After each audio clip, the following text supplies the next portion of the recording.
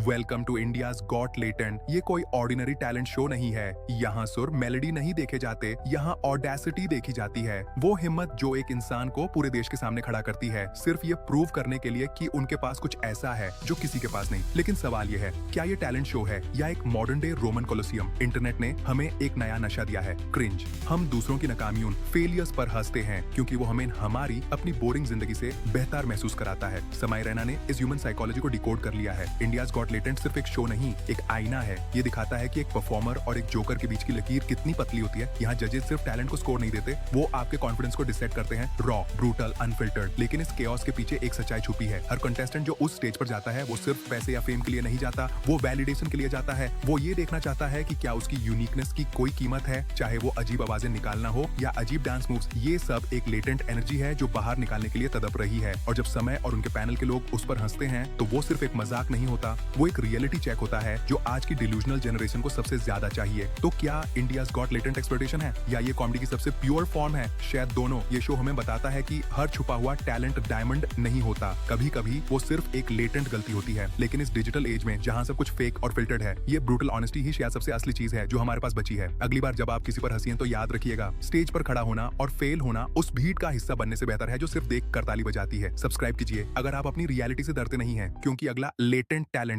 शायद आपके दोस्तों में नहीं छुपा हो।